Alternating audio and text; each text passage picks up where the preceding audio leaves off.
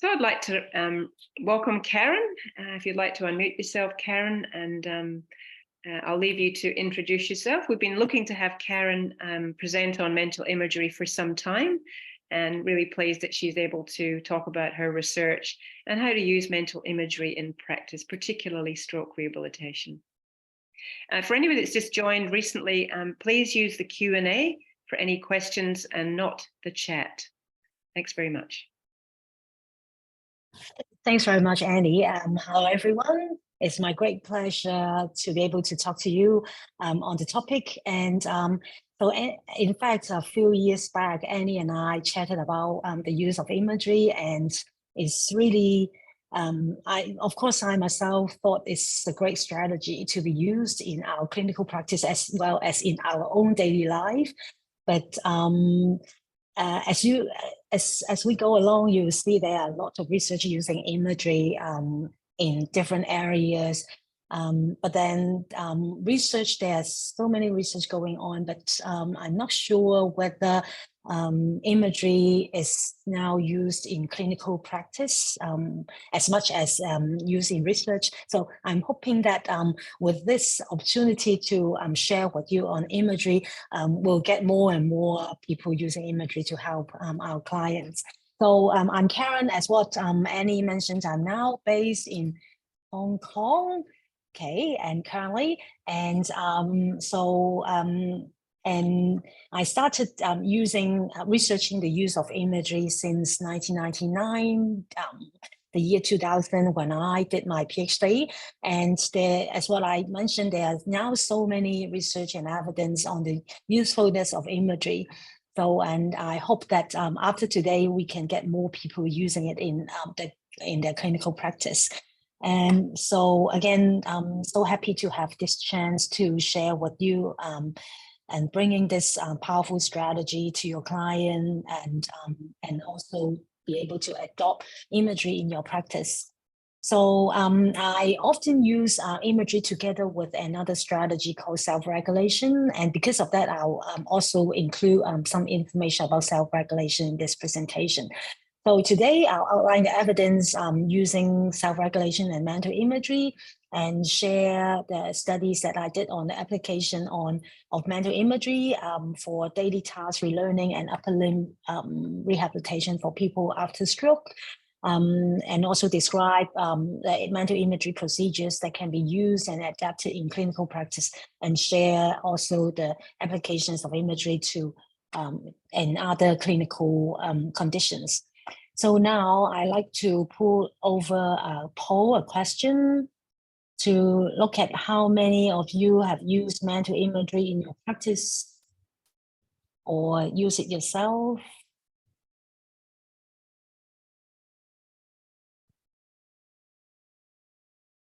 So if you can just quickly provide an answer, yes, use imagery in your practice before, or no, that would be great.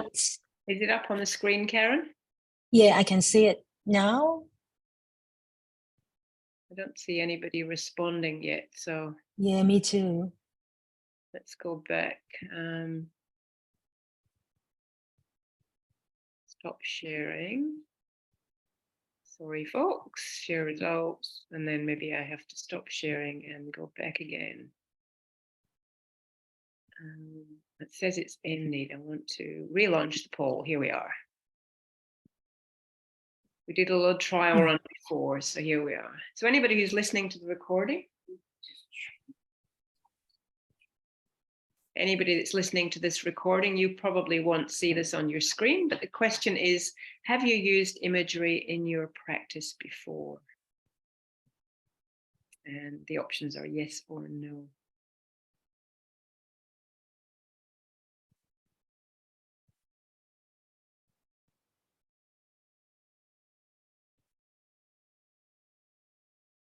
Just a few more to go. And for anybody that's just arrived, we have a good representation from majority are occupational therapists and physiotherapists. We also have a couple of registered nurses, speech and language therapists, a clinical psychologist, a caregiver, an exercise physiologist, and a number of students. Okay, so here's the results on the screen. It's about half and half, 60% have used mental imagery and 40% have not. Okay, that's great. That's not too bad. Okay. Mhm. So, okay, so it's great that you've used imagery, and perhaps you can try to think about the difference of you using imagery compared to what I use in my research. Okay, so now, as what I mentioned, I'll very quickly talk through about self-regulation, and sometimes the literature calls it self-regulated learning. I'm sure you're very familiar with self-regulation, but the term that I use, self-regulation, this term that I use is actually, when I started my PhD, I adopted more through the literature on children's learning. And just before I go into details about self-regulation, so can I ask you to answer these questions, these 8 questions, and you will provide a score of 1, 2, 3, 4, with almost never to almost always to each of the question. And then afterwards, you add up the scores that you've got in these 8 questions and divide the total score by 8 to come up with your score. So can we have maybe about 1 minute or less to quickly answer these 8 questions? Sure, and then I'll put the poll question up on the screen when you're ready for it.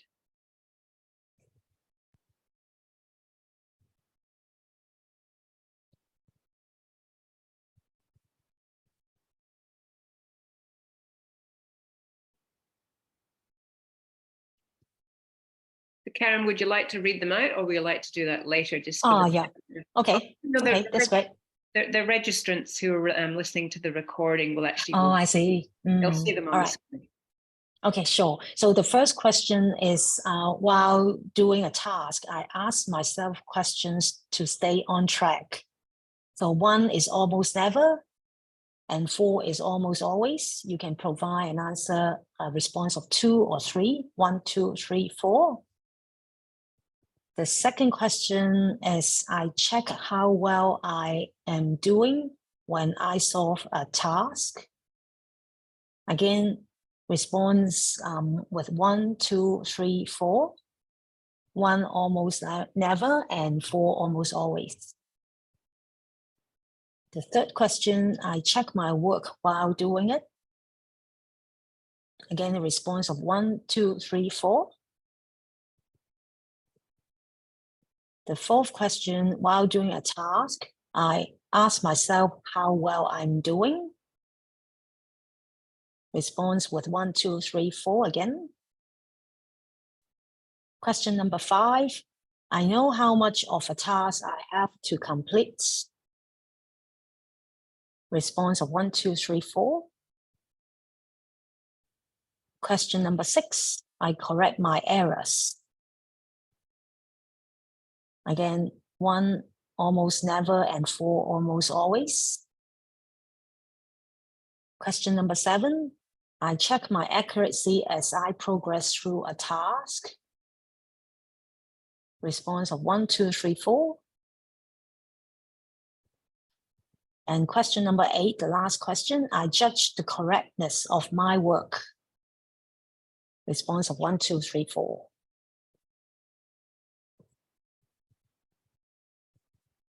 So now adding the scores of these 8 questions and divide the total score by 8.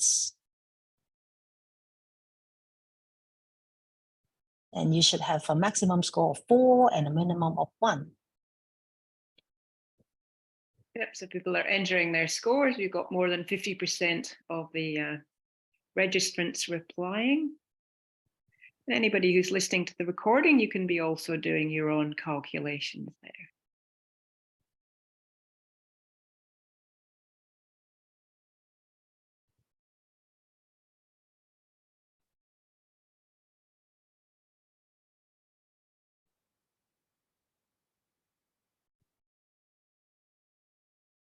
Up to about 75% of people who are online at the moment.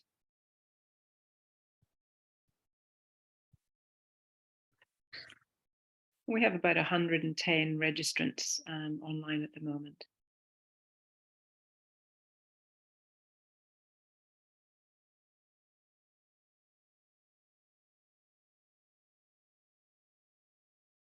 Okay, I might end there and share the results. Sorry for anybody who's been a little bit slower. Okay, great. We've got 3% between 1 and 2, which is almost never over that end. And then about the same number of 2 to 3 and 3 to 4, which is great. Yeah, so about 50% of people have a score between 2 and 3, and about 45% between 3 and 4. Yes. Okay, so now oops, I'll take this down. Yeah, okay, thank you. So again, as what I mentioned, self-regulation is used more widely for children.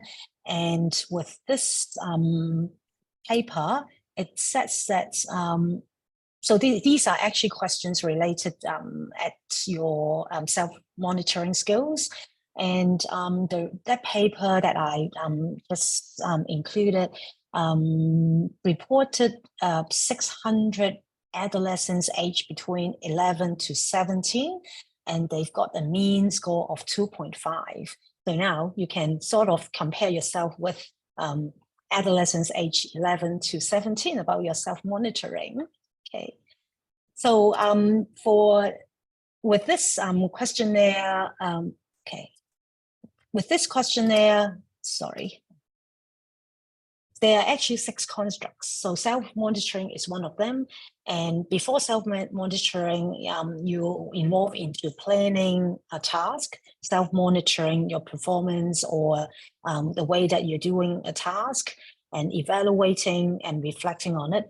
And it also include the effort that you pay in the whole process and self-efficacy. But then in my research that I use self-regulation, I use the first 4 construct, which is planning, self-monitoring, evaluation, and reflection together with mental imagery. So now self-regulated learning or self-regulation is based on Bandura's social cognitive theory, and it brings problems and solutions to one's self-conscious level and helps an individual to solve issues by independent and reflective learning. So when I did my PhD, I thought this is a great strategy that we can actually use for our client. And I'm sure as a rehab therapist, you somehow use the same constructs or same way in helping your client to understand their problem. Okay, so it's an active learning strategy, facilitate behavior learning. And in self-regulation, it can sort of control our own learning. And very often video feedback or video self-monitoring is used to reflect on our performance. So very quickly go through self-regulation for children. There are a number of studies. I only cite a few to improve academic achievement and also gain better performance on motor tasks in physical education. And then slowly it's used for adults in behavioral regulation and showing the usefulness and in enhancing physical exercise capacity, goal setting, and also for cognitive function. So what we did, apart from imagery, was to develop a self-regulation intervention program and completed it on people with stroke with a case report and then a randomized controlled trial. And we found that self-regulation is able to promote relearning of daily tasks and also help transferring the use of the strategy over to other daily tasks, which is actually helping them to generalize to other daily tasks. So the way that we use self-regulation, is during the training, the client is required to identify steps needed to perform a task, identify any problems in these steps after stroke, and find out solutions for the perceived problem and perform the task with a chosen solution and reflect on success. So again, all these process, somehow we use it in our clinical practice. But some of us may use this exactly the same as what I put up on the slide, but some of you may use one or two components of these steps in your practice. So the benefit of using self-regulation is while you're using imagery, we also wanted our client to understand their own problem and see how they solve the problem through some of the strategies or bringing it together with imagery. So again, the therapist is always asking their client on what their problems are and get them to answer your question, and then checking whether they've missed any problems that you as a therapist observe. And if they have missed some of the issues that you observe, you may, instead of just telling the client right away what their problems are, you remind them, prompt them, and giving them feedback. So it's sort of like they are developing the problems by themselves. And the same as finding out a solution, you remind them on the possible solutions and what they can use, and perhaps give them hints and prompting, and so they are able to like formulate their solutions to their problems. Okay, so any questions so far for up to now? No, there isn't anything, Karen. Okay, thanks, Annie. So now, with self-regulation, we also complete a review on the importance of self-awareness in stroke rehabilitation. So with this review, we have conducted some follow-up studies using self-regulation and combined it with useful strategies for people with stroke. And I'd like to talk about the study that we did using self-regulation together with modified constraint-induced movement therapy. And so the study showed that combining self-regulation, the group outperformed with conventional rehabilitation, and also a group that used only constraint-induced movement therapy.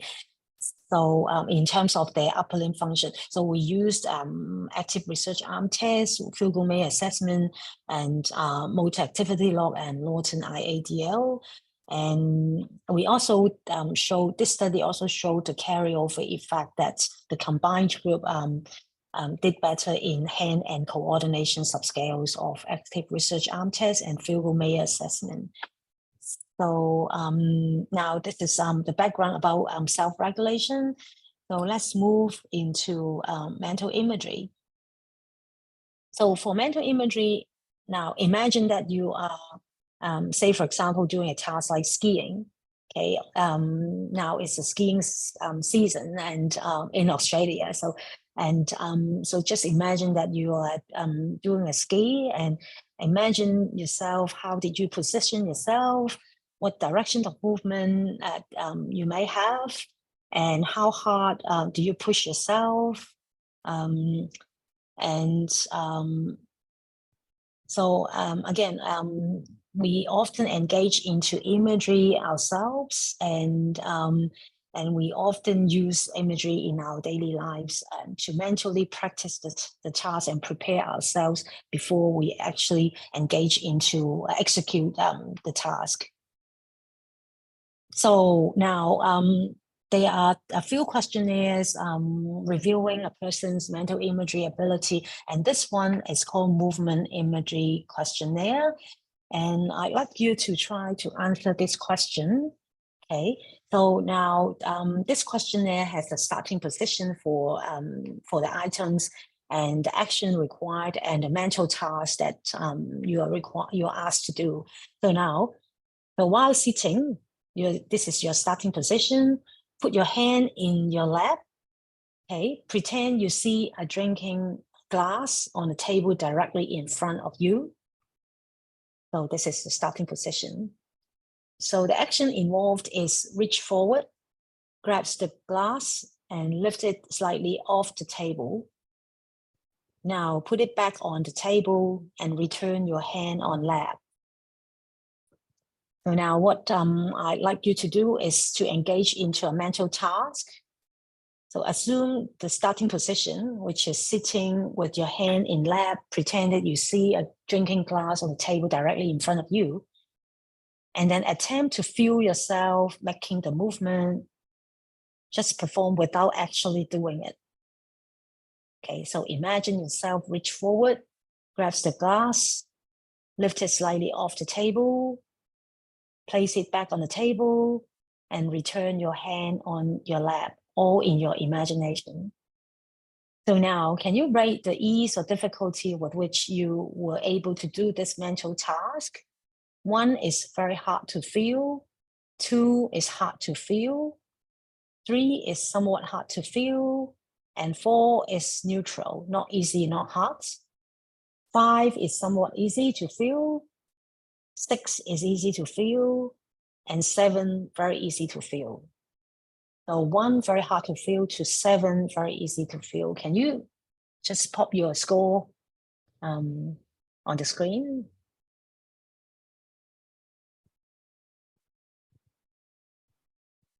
Scores are coming in. We've got lots of people on 5 and 6 so far. Okay, great. We also have a question when you finish this. Okay, sure.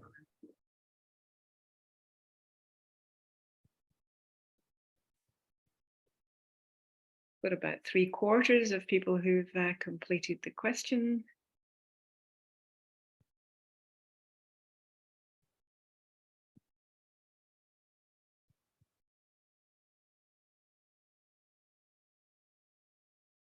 And I might stop the poll there because we've got 80%. Okay, great. Results. Okay, so mostly it's 5 or 6, so which means that it's easy or somewhat easy to feel, okay, to imagine the movement. That's great.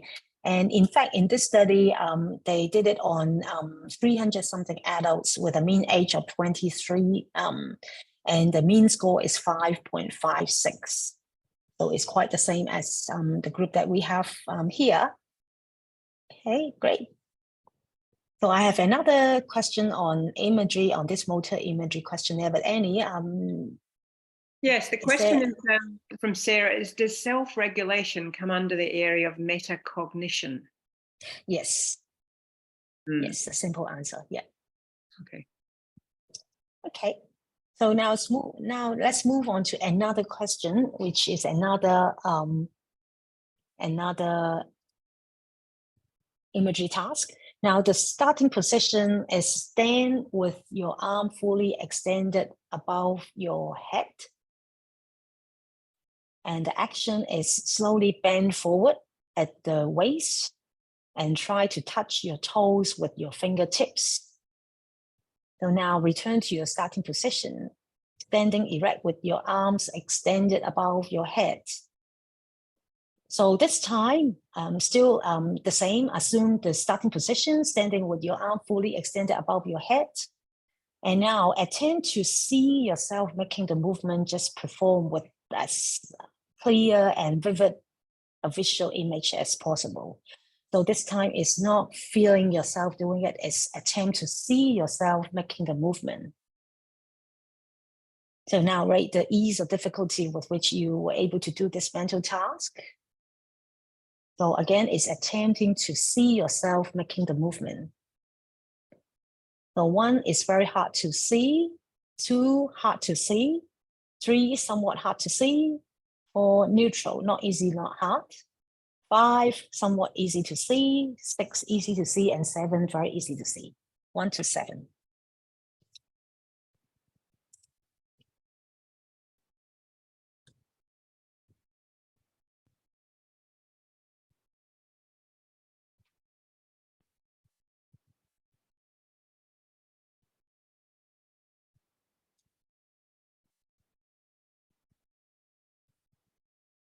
got about 75%. I'll just let a few more people respond, and then I'll show you the poll. It's looking very similar to the last poll.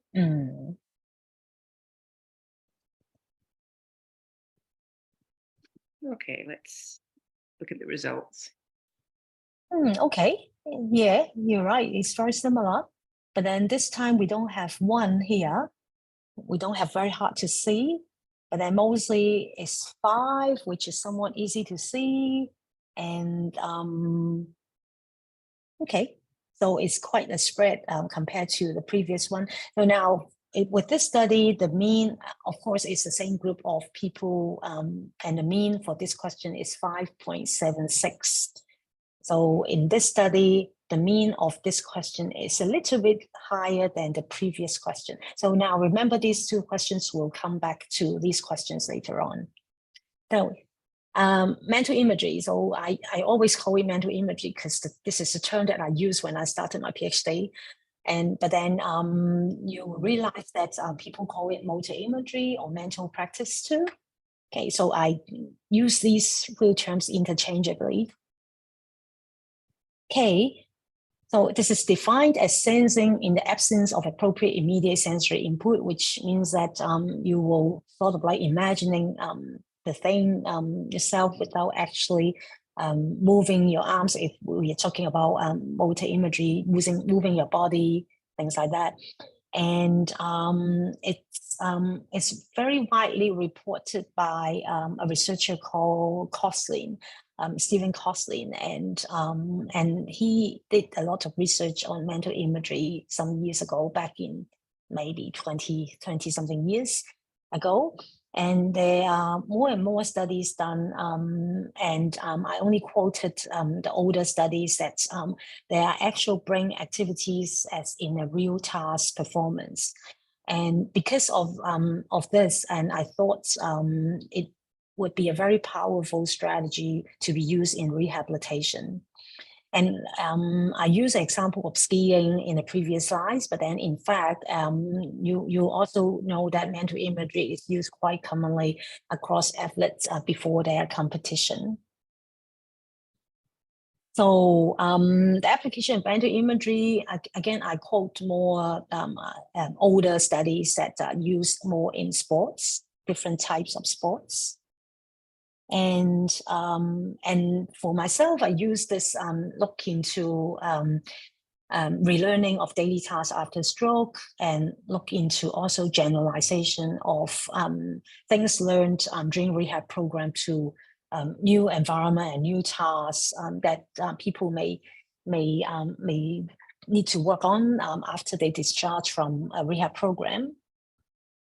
And so again, this is relearning and combining self-regulation, and most of these series of studies, I use a 3-week intervention program for those with a subacute stroke.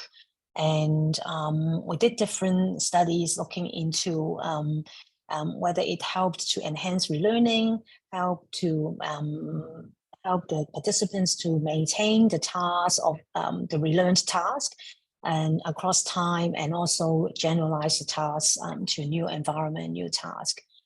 So in my series of studies, I use these daily tasks. I use these daily tasks, and they are mainly simple instrumental activities of daily living task used across 3 weeks. And in each week, I included training of 5 tasks. And in the very first study, we recruited a total of 46 participants with stroke, and randomized them into this imagery, self-regulation imagery group and conventional rehabilitation. And the participants with a mean age of 70, and they are mostly non-dominant brain lesion, because we've got an inclusion criteria that they would need to understand instructions. So over these 3 weeks, which means that we train them a total of 15 daily tasks. And these daily tasks, we set it up so it progressed from less sort of like motor demanding activities to a more motor demanding task towards the 3rd week. So the 3-week program, and so we firstly asked the participants to analyze the task sequence. So say, for example, in the task of hanging laundry, we asked them to analyze the task sequence is actually asking them to name the steps of the task that involved. Okay, so we call it chunking. We try to put the task and chunk it into different steps. Okay. And then in the 1st week, besides chunking it into different steps, we also include self-regulation, and they will have to understand the problems after stroke in completing the task. And then with the problems, they identify a few solutions possible, and they try out these few solutions and see, and also select the one that they thought would be most useful for them. And they practice this modified way of doing the task with the proposed or selected solution in the 1st week. And then in the 2nd week, they engage in identifying the problems again using self-regulation. But then in week 2 and week 3, they also engage into imagery. So I'll have the steps of the imagery in the later slides, but what they were doing is they identify steps of the task, identify the problems and the solution required to solve the problems through these tasks. And then with the chosen solution, they practice it. And while they practice it, they also mentally imagine themselves doing the task with the rectified solution, and then they practice it. So imagery and actual practice will intertwine, and throughout the 2nd and the 3rd week to complete the task. Karen, I'm going to take liberty as the host of asking a question here. Yes, sure. Because it might be one that therapists are thinking. So I've read your research and I often talk about it in the workshops we run, but I've never been quite sure what would happen if, for example, I was somebody who had some movement in my arm, but I couldn't hold cutlery to eat my meal, and I wanted to, and one of the tasks perhaps was cutting up food and eating your meal, or using chopsticks if you're in Hong Kong. So how would you use that example? I would imagine myself eating food with chopsticks without any disability, without any impairment, and then problem solve about the fact that I have a weak arm. But what then? What kind of solutions would you have? Okay, so I didn't talk about those details, but in fact, we are. What I did was just using what an OT would usually do.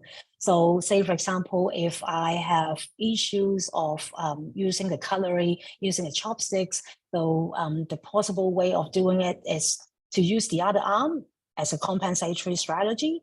And some of the ways of doing it is to use an adapted chopstick that the physical demand is less, okay, as using adaptive strategy. But sometimes eating a meal involving using cutlery, but also involving, for example, if I'm right-handed and I've got a left hemiplegia, also involving the left hand to stabilize the plate or bowl, which the person with stroke may not be able to do it. And what they can do is, of course, using compensatory strategy, using something to block the plate or table from moving. But then another strategy will be trying to incorporate the motor imagery, which means that is using the arm power to try to stabilize it. So because at that time, when I started using imagery, I mixed it all together with mental imagery, motor practice, everything together. So I used the strategy to assist the person in planning the whole task by using the strategies that would be appropriate. But then I also use imagery in the sense of like motor imagery, mental practice, trying to sort of getting the client to activate the motor power required, for example, to hold the plate in place. So whether I use compensatory strategy or remedial strategies, and I usually for client coming in, I'll just like usual clinical daily practice, I'll look at the potential of the client to be able to recover in terms of motor function. If you will have a sense that they are able to recover in terms of motor function, I'll prompt them and hint them to use more like a remedial strategy. Okay. But then if you have a feeling that the person's motor function may not be able to recover like within a month or so, then I would then propose, not really propose, but then hint them to use a compensatory strategy. So from like sort of like from the surface, we are getting the client to think of the solution, but then underneath we are actually prompting them on the solution that as an OT will prescribe. Okay. So yeah, so this will. And it could also be they may have a lower limb problem that's stopping them from doing the task, or it could be an upper limb problem. It could be a cognitive. Yes, that's right. Yeah. That's right. So say, because I'm doing it in for people with subacute stroke, so most of them did not have a good sitting balance, not talking about standing balance. So for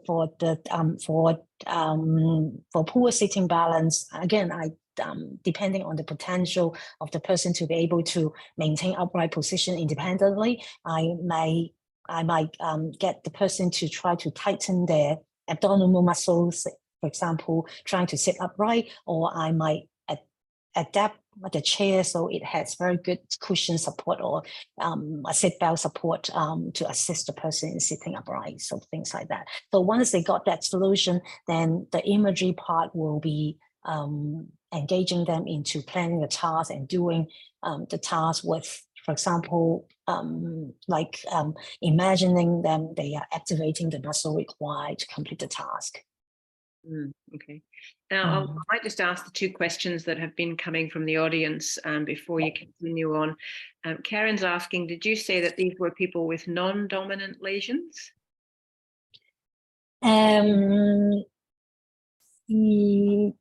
Yes, because we, as what I mentioned, in those earlier studies, I recruited those who were able to comprehend instructions. So most of them are having non-dominant brain lesion. So, but then there are studies also completed on people with cognitive issues, with comprehension issues, and so yeah. So there are studies, more studies doing it on people with those dominant brain hemisphere lesion. Okay. And the other question that came up a little bit earlier was, somebody's asking, does this mean that we should get people to engage in mental task or practice after performing the task? That is, should they engage in mental practice when they're unable to perform the task, such as no elbow extension? Okay, so in my opinion, of course, the person would need to have the previous experience of completing a task. So with that, then you have that mental image of doing the task. But then before they engage in the imagery in my study, I actually got them to do the task, and I videotape the task performance, show it back to them, and so they know what the issues are, what the problems are, and how they did the task. And because I engage them into self-regulation, and with the rectified solution, they would use them and practice the task again, and I videotape them again and showed it back to them again. And then with that, then they would engage into imagery, which means that the imagery is actually engaging when they are having like a rectified task performance. Okay, I might save the next two questions till you have your next interview. Okay, sure. Okay, so this slide is just the diagram showing the 3 weeks with the 3 stages. And in my study, I actually, at that time, I used just a PowerPoint function to set up sort of like a program with stage 1 with the 5 tasks. And in the program, when I click onto it, it will go into that particular task. So now what we actually engaged the client to do is we presented a picture showing the environment of the activity. So this is like folding a laundry. We got into something holding a laundry, and then the therapist would set in order to fold up the laundry, what utensils are possibly missing from here. And again, prompt the client to tell us that table surface to fold the laundry or somewhere to sit, something like that. So it's sort of like the first step to engage them into the imagery by imagining the environment required to do the task. So once this is done, then we asked them to do the chunking, which is the chunk that I use. It's actually break down the task into steps. So these are the steps that are possible, like taking laundry, folding it into half, things like that. Oh, sorry for keep moving on the slides. And to the last step, sort them into piles. So again, these are the steps that I've prepared before. I've actually prepared a few more steps, but then each person completed the task differently. So I only take out those steps that are relevant to them. And in each task, I would have around 5 to 6 steps, only 5 to 6 steps. Otherwise, it will be too many steps.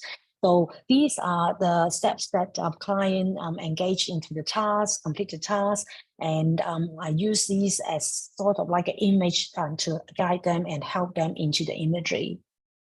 Okay, so in the actual practice, when they are doing the imagery, I present this picture, and they will take out the laundry, and then imagine themselves folding it into half, and imagine themselves putting it on the bed, things like that. So presenting the pictures and then get them into imagery. And then slowly I take out some of the pictures.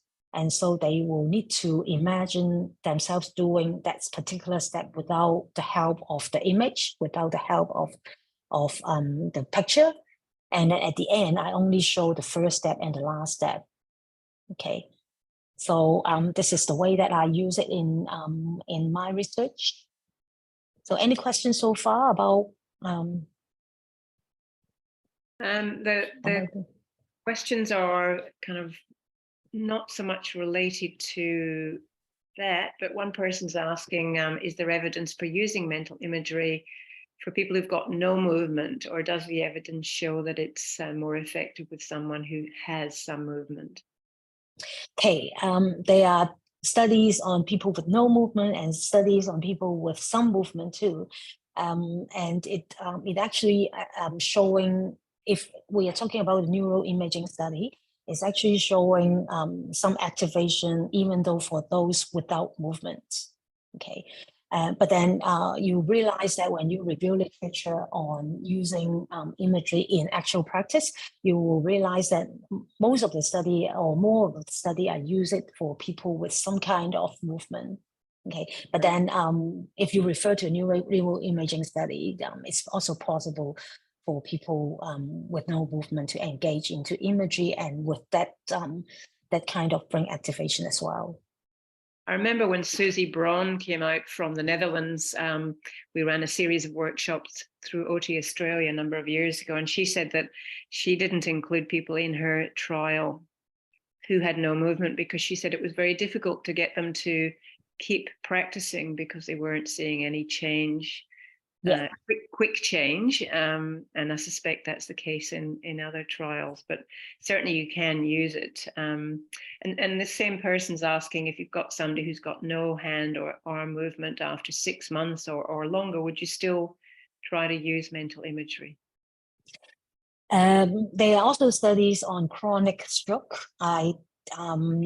I'll have a slide mentioning about a study on people with chronic stroke for upper limb function later on. And but again, it's so difficult for us to detect if there is completely no movement at all. Because we are usually using some performance-based measure to look at the effectiveness, but I'm not sure if there are studies on neuroimaging looking into chronic stroke without any movement, whether imagery can help. I'm not sure about that. I was reading part of the most recent review, systematic review on mental practice that you may mention later by Rachel Stockley in England. So you might like to look that up, members of the audience, from 2021. And she does talk about some of the studies separately where people had no movement or more advanced movement. But I think about half of the studies involve people with chronic stroke, if I'm correct. Yeah. And what level of cognition do you think is needed for using mental imagery? Sorry, can you say that again, Annie? What level of cognitive function do you think people need? In my studies, I recruited those who were able to understand instructions. Okay, and that's it. Even though they have aphasia, we recruited them if they are able to follow instructions. But then I would think that because to me, because you're not sure whether they are actually engaged in the imagery when during your practice. So that's why I guess it would be easier if you haven't used imagery before. It would be easier to start with using imagery on those with fairly good cognitive function. So you know that they are using it and they are responding it. But then there are also studies done on people who have cognitive deficits. But I would think that moderate cognitive deficits rather than severe cognitive deficits, to my memory. I'll ask you a couple of more questions and then let you continue on. Following Sure. on from that question, Hanadi's asking, do you do some kind of a special cognitive assessment before you start mental imagery? Yes, in my studies, I use CogniStat, neurobehavioral cognitive assessment, and then I don't remember which subscale, I think it's comprehension, attention, mainly these two subscales to screen out the participants. Okay. Related to the slide that you have on the screen at the moment, somebody's asking, when people engage in a mental practice task without steps in the middle, for example, folding a garment in half, do they say it out loud for you to check their attention and their memory while they're doing it? In my study, yes, I asked them to just talk over it, so that I can make sure that they are doing imagery. But then there could be issues whether this kind of speak aloud is actually the benefit of speaking aloud or the benefit of imagery. So I still have that problems in my mind. But then if I don't ask them to speak aloud, I'm not sure whether they're engaging into imagery or they are just doing nothing. So I still have this question in mind that I'll need to sort it out in future research, possibly. I guess it helps them to have a more vivid image of the task that they're doing. Yeah. You sort of answered part of Rachel's question already about the fact that there are some studies involving people with mild cognitive impairments. She's also asking, there are studies, actually, I know, but I'll ask you this, on combining mental practice or mental imagery with mirror therapy, or using it instead of mirror therapy or virtual reality therapies. There are quite a number of studies combining mental imagery with the technique that you mentioned and showing added effects. To me, I guess like mirror therapy or virtual reality, they are also a kind of thing to assist with the imagery. But then if you are looking into a neurophysiological pathway, they may go through a different path. So, but then in clinical practice, I guess they are adding the benefits and make imagery a lot more powerful. Okay, thanks. I'll let you keep going. Okay, thanks. And because of time, I guess I'll skip some of the slides. And I just wanted, the previous slide is that we did event-related potential study looking into the neural mechanism of people doing imagery. And I just wanted to highlight that these are the process from step 1 to 9, the process of mental imagery that we had in our research. But then that study using event-related potential also verified the steps involved, which involve visualizing, getting image from memory. That's why it's important that the client should have experience of doing the task beforehand, before they can engage into effective imagery. And then they generate the image and maintain the image while they are doing the imagery. So,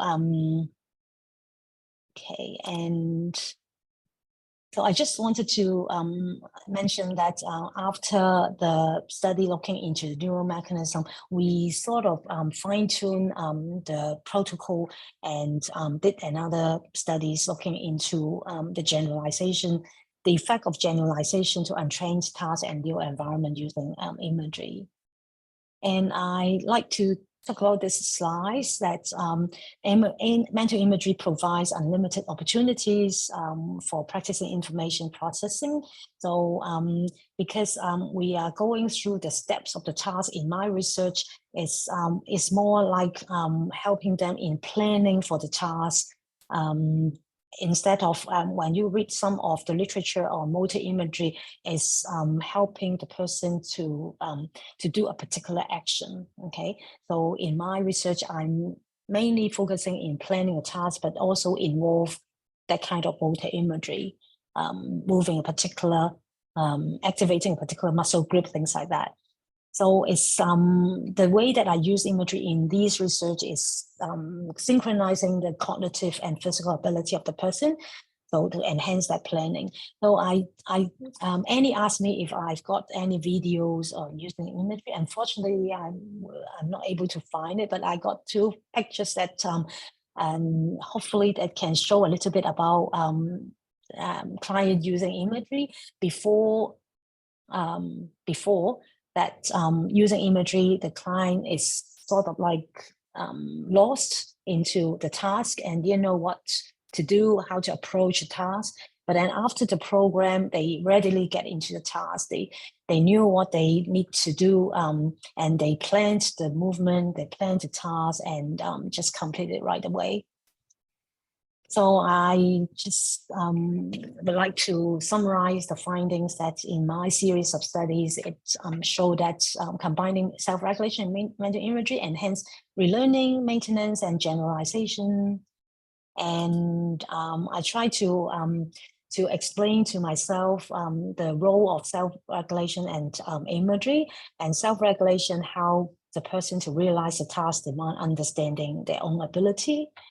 And then the role of imagery is to relay their own ability and demand, and also it also helps to enhance their attention, working memory, processing ability while they are performing the task. And all these are helping to plan for a task performance.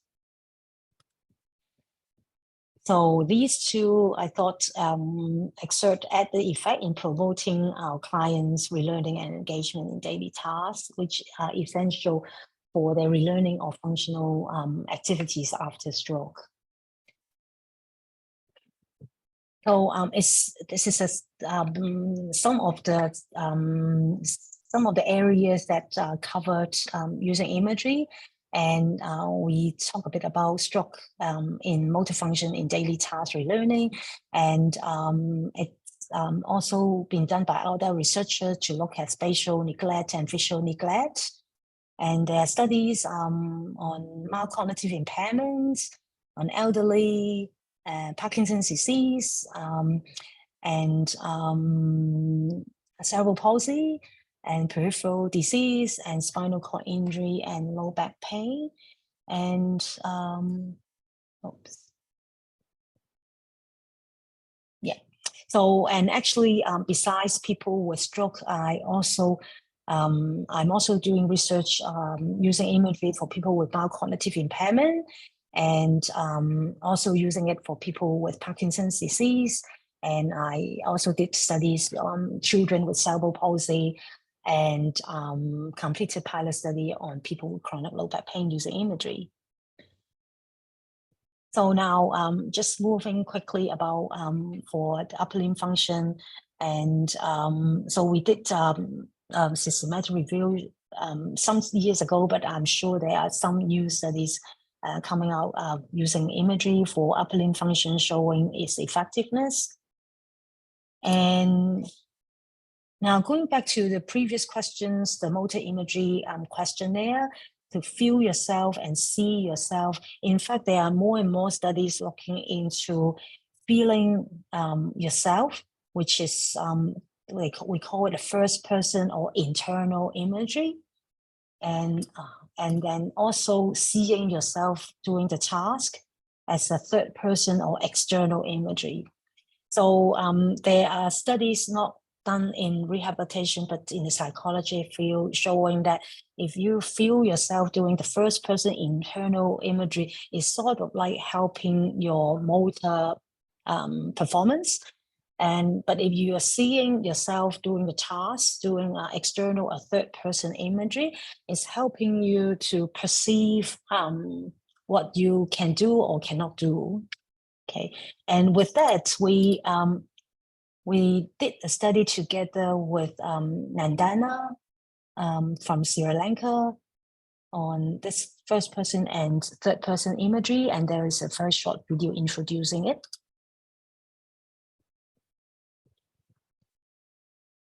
Have you ever thought you can activate your brain by just imagining doing a task? Neuroscientists using modern day scanning methods have revealed that when you imagine doing a task, it activates the similar brain areas that get activated when you are actually perform the task. This imagining, called motor imagery, is widely used by athletes and now is used for rehabilitating people affected due to conditions such as stroke. In motor imagery, a person mentally rehearses a specific task without actually attempting to do it. Adding together with the actual practice, this technique has been found to be a simple, cost-effective and viable method compared to complex methods currently used for stroke rehabilitation. There are two methods of motor imagery. Number one, first-person perspective, that is imagining doing the task by self, and number two, third-person perspective, that is imagining as if being an observer of the person doing the task. It is not known which imagery perspective is better than the other. So our study aimed to determine the best perspective specifically for improving upper limb functions after stroke. A 3-arm randomized control trial in which first-person perspective, third-person perspective and a conventional occupational therapy group is being conducted. The use of the affected limb functions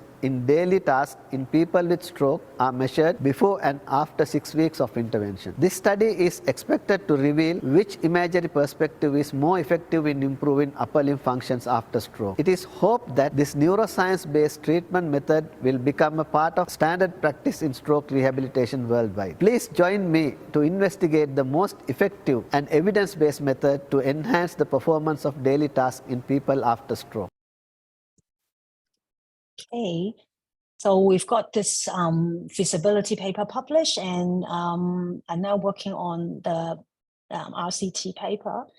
And I think, yeah, that's it. And I'm so sorry for running a bit over time. No problem. That's you're just on 7 o'clock and you've answered quite a few questions, and we have a few more questions as well for you, Karen. Yep, sure. So one question that I'm sure a lot of people are wanting to know the answer to, that Alyssa asked, is how much time do people spend either just doing mental imagery in the studies, and also in your study where there was different stages that they had to think through? Okay, so in the usual OT session is 45 minutes to an hour, and in my study, because it involves self-regulation and also actual practice, the actual imagery itself for a particular, so we break it down into steps. So the actual imagery of a step or 2 steps itself is only less than a minute. Okay, and even for imagining the whole task, it could be less than a minute. Okay, but then we also include into actual practice. So I would say that we did imagery and then actual practice, and then imagery and actual practice, and it really depends on the response of the client. If they are able to engage in the imagery a lot more, we'll insert a lot more time slots for imagery. But some of the client, they may not be able to engage in the imagery because they need to actually practice the task in order to be able to effectively do the imagery. So in that case, we will then do a bit more actual practice and then break down the imagery into smaller parts for them to do. So you sometimes alternate one real practice and then one mental practice, which is what Yeah. Ron does in the Netherlands. Yeah. Yeah. And that way people aren't having to close their eyes and think like a meditation activity. They're not having to do that for too long. Yeah. So in my study, I've asked clients to close their eyes to do imagery, but I've also asked them to look at the picture, stare at the picture, and do the imagery. So I try both ways. But of course, at that time I didn't record whether the client is looking at the picture or whether the client is closing their eyes. But in Nandanna's first person and third person imagery, in the first person imagery, Nandanna asked the participant to close their eyes and perform the imagery. But for the third person, they would have to look at the picture.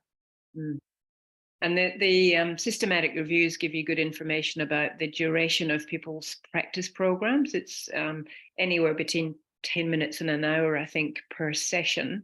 But as Karen kind of alludes to, it's not 10 minutes of straight mental practice. It might be doing some physical practice, then some mental practice or imagery, alternating. Would you record the mental task and have the patients listen to the audio while they're practicing? I didn't do it for the stroke study, but then as I mentioned, I did pilot study for people with chronic low back pain, and I did use recording for that group. I might take the liberty of asking a host question here. My hypothesis on that is that the reason why it's not used very much, the recordings are not used very much in studies, is that it's really hard to replicate what somebody's thinking. And you're putting a lot of your own ideas onto the narrative when you do a recording, even if you get their own words. So you're leading them more than you probably should. Would that be correct? Yeah, exactly. And what we proposed for people with chronic low back pain was get them to do the recording. And so we'll make sure that it's their way of doing the task before they use it and engage in the imagery. Somebody's asking if you could put your summary slide back up again, the summary of your findings. Slide, yeah. And while I put that up, we've got the last question. Which one shall I choose? Mental imagery with somebody who's got apraxia or ataxia, or mainly just people with physical weakness? I think more of the study on people with motor weakness, but there are some studies on people, comparatively a lot less, for people with spatial neglect, unilateral neglect. I'm trying to find the summary slide. Okay, is it this one? I think that probably is the slide that the person's after. Yeah. Okay. I might just sneak in one more before we finish, which is combining two of the questions. A couple of people have mentioned the Sabo, the company Sabo, that does the dynamic splints and Sabo Flex and company. They apparently have an app called Sabo Mind, which is a pre-recorded mental imagery audio for use in acute stroke rehab. Do you know it, and what do you think about it? I'm aware of that, but I didn't know the details of it. Some people think it's quite helpful, and I haven't used it, so that's a very good resource for me to look at. Sabo Mind for anybody who's listening to the recording. Somebody's saying, could you put the slide before the summary findings, the one before that, up on the screen before we finish? This one? That one, I think, yes. I think we'll finish there because we're a little bit over time already, and say thank you very much, Karen. That's been really interesting to get much more detail on mental practice. Do you run many workshops on mental practice? I did like more on research, looking into research evidence, but I'm happy to run workshops on doing it and on how actually we did it. Okay, yeah. And Andy, I've got the last poll. Oh yes, okay. We'll put the last poll up before we finish. So this is asking people to think about what they're going to do with the information that they've just had from the webinar tonight. Will you use mental imagery yourself in practice?